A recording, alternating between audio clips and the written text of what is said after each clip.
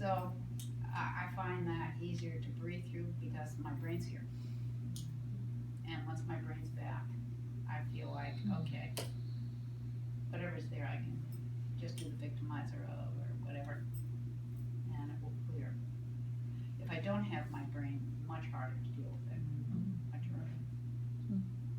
Is it because, I'm wondering, Naomi, when you don't have your brain, is it fear producing for you at this point? No, it No. was. Okay, in the beginning. In the beginning, when I could not find a way to get my brain back, I was terrified. Stuart would say something and I would say, what did you just say? And then he'd say something, I'd say, what did you just say?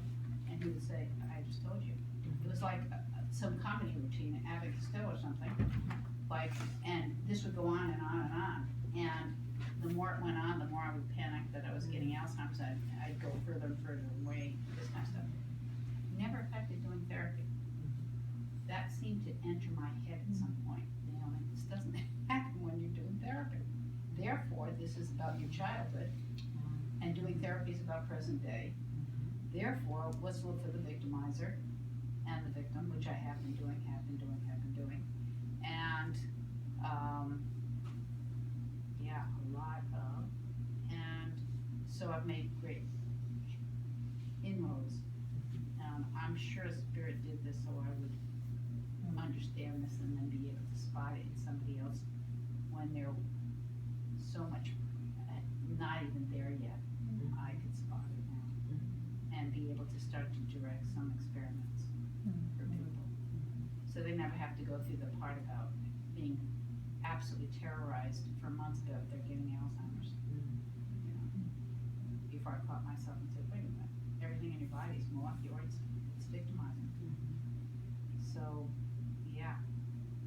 And all the assaults from my childhood, I had to go through all of them again, but as they impacted my brain versus some other part of my body.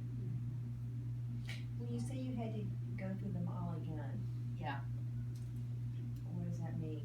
It means that the victimizers that I had done about my heart, You had to do again. about my brain. Yes, that's right. And memories that would come would be about the assaults to my brain, or the assaults to any part of me and how they affected my brain. Because I'd never worked on that before. Actually, I'd worked on how they impacted other parts of my body, but not my brain. That does not mean that everybody in the room is gonna have Alzheimer's, by the way. So what is the difference between dementia and Alzheimer's? Well, you know, I'm not sure energetically, there's a hell of a lot of difference. Okay, maybe just one's more progressive than the other, or just a different name? You know, I imagine that if somebody did an x-ray to somebody's brain, they might see this trauma. See, I would just say this trauma affected this person this way and affected, the same trauma affected this person this way, because it's a combination